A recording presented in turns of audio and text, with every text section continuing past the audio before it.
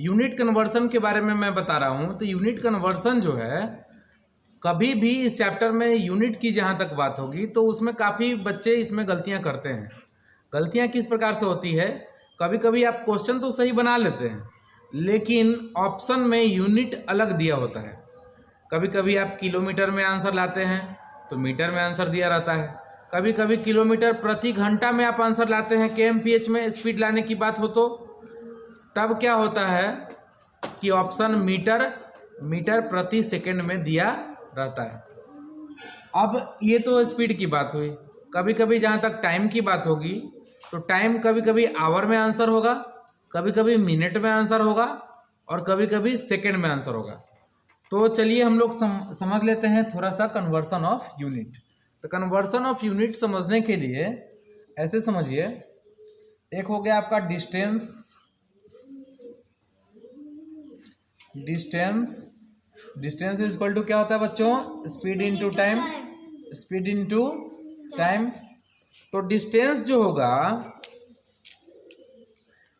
Distance या तो आपका किलोमीटर में होगा या मीटर में होगा। ठीक है, डिस्टेंस आपका या तो किलोमीटर में होगा या तो मीटर में होगा इस पूरे चैप्टर में। ठीक है, दूरी या तो किलोमीटर में नहीं तो मीटर में। और जहाँ तक ट्रेन चैप्टर की बात है तो इसमें तो ऑलमोस्ट लगभग 95% क्वेश्चन में आपका जो दूरी होगा मीटर में होगा। और इस चैप्टर में दूरी किसे मानते हैं हम लोग, दूरी क्या होता है, क्या दूरी दिया रहता है, दूरी डायरेक्ट दिया नहीं रहेगा। दूरी ट्रेन की जो लंबाई होगी उसे ही दूरी लेना है। अब कहिएगा सर ट्रेन की लंबाई ही दूरी क्यों लेंगे, प्रश्न उठता है कि ट्रेन की लंबाई को ही दूरी क्यों माना जाए, दूरी क्यों नहीं दिया हुआ है। तो ऐसे समझिए, मैं एक उदाहरण से समझाता हूँ। मान के चलिए ये एक इलेक्ट्रिक खंभा है, इलेक्ट्रिक पोल है और इधर से कोई ट्रेन आती है, इसको पार कर जाती है। देखिए ध्यान से, इधर से ट्रेन आई 40 kmph की चाल से, इलेक्ट्रिक पोल को क्या यहाँ पे पार की, नहीं, ये अभी मिली है। पार करने का मतलब है ऐसी अवस्था, यानी कि ट्रेन की पीछे वाली जो स्थिति होगी, पीछे वाला जो पार्ट होगा वो इस खंबे के सामने होना चाहिए। तो यह जो होगा पार करने वाली स्थिति होगी। क्या होगी, पार करने वाली स्थिति। यहाँ जो ट्रेन यहाँ पे आके आ रही है तो यह मिलने वाली स्थिति हुई। क्या हुई, मिलने वाली स्थिति। और जो मिलने वाली स्थिति थी वह हम लोग टाइम एंड डिस्टेंस में पढ़ते थे। इस चैप्टर में जो हम लोग पढ़ाई कर रहे हैं ट्रेन चैप्टर में, वो पार करने वाली स्थिति के बारे में हम लोग पढ़ रहे हैं। ठीक है, तो मैं बता रहा हूँ कि कभी कभी यहाँ पे मैं बता रहा हूँ कि डिस्टेंस जो है किलोमीटर या मीटर में होगा।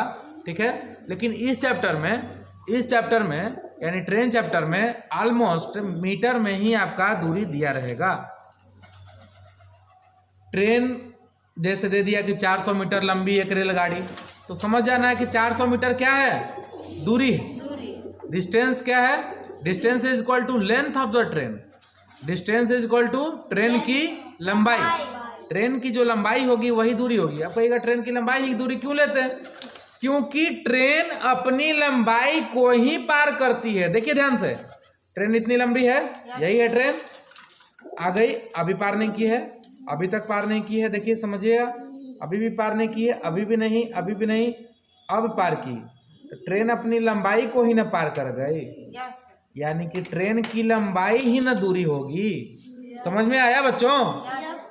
हाँ, इस चैप्टर में ट्रेन अपनी लंबाई को ही पार करती है, इसलिए इस चैप्टर में हम लोग दूरी के जगह पर ट्रेन की लंबाई को ही दूरी मानते हैं। समझ में आया? ट्रेन की जो लंबाई दी हुई होगी वही दूरी होगी। क्लियर है? चलिए अब आते हैं, डिस्टेंस हो गया। अब या तो डिस्टेंस किलोमीटर में होगा नहीं तो मीटर में होगा। स्पीड या तो किलोमीटर प्रति घंटा में होगा, kmph में, और नहीं तो मीटर पर सेकंड में होगा। मीटर पर सेकंड ऐसे भी रह सकता है और kmph आपका ऐसे भी रह सकता है, km पर आवर। ठीक है, और टाइम जो होगा बच्चों, टाइम या तो आपका आवर में होगा या मिनट में होगा। और नहीं तो सेकंड में होगा बच्चों। अब मिनट इसमें भी लिख सकते हैं, इसमें भी लिख सकते हैं, समझे? ऐसे आप समझिए, किलोमीटर में यदि दूरी रहेगा तो आंसर लाइएगा kmph में स्पीड। यानी ये वाला एक घर हो गया, एक सेक्शन हो गया बच्चों, समझिए। ये वाला एक सेक्शन हो गया और ये हो गया दूसरा सेक्शन। यानी कि इस घर का जो भी रहेगा एक जैसा आना चाहिए प्रश्न में, और नहीं तो इस घर का जो भी रहेगा एक जैसा आना चाहिए।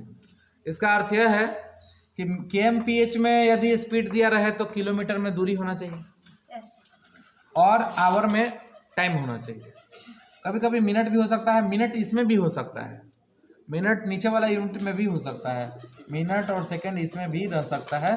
अब ये क्वेश्चन पर डिपेंड करता है कि प्रश्न किस तरह से है। आपको कन्वर्सन पता ही है कि हाँ भाई 60 मिनट बराबर 1 घंटा और 1 मिनट बराबर 60 सेकंड, ये तो आपको पता ही है। इसी आधार पे हम लोग बना सकते हैं। तो चलिए एक छोटा सा प्रश्न हम लोग देखते हैं।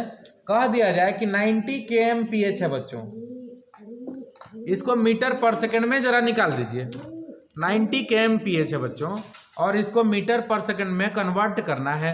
90 kmph को मीटर पर सेकंड में कितना हम लिख सकते हैं? तो क्या करेंगे, पहले 90 लिख दिया। kmph को छोटा किए थे तो 5/18 से गुना किए थे, तो कितना से गुना कर दे? 5/18 और फिर मीटर पर सेकंड लिख देना है, मीटर पर सेकंड। ठीक है, 18×5 5 टाइम्स में कट जाएगा ना 18 के टेबल में, और 5 जा 25, तो यानी कि आंसर कितना आ गया? 25 मीटर पर सेकंड। तो कभी कभी देखिए दोनों आंसर सही है।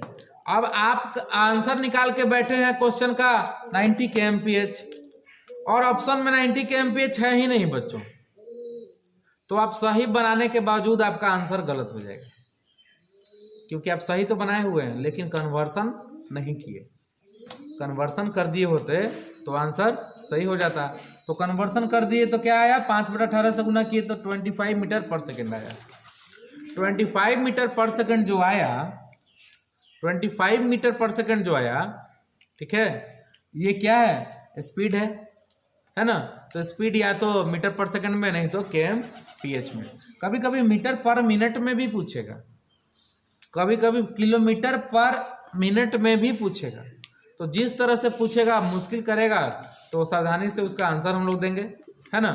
तो चलिए बच्चों, यह तो समझ में आ गया। अब हम लोग इसका लैंग्वेज आपको लिखवा देते हैं। एक एक करके पहला टाइप से मैं शुरू करूंगा और एक एक करके पहला टाइप से मैं शुरू करता हूं क्वेश्चन, और जितने भी क्वेश्चन आएंगे सभी भाग को मैं लगातार आपके बीच रखता जाऊंगा। ठीक है, तो चलिए पहले प्रश्न के लिए हम लोग मिलते हैं अगले भाग में।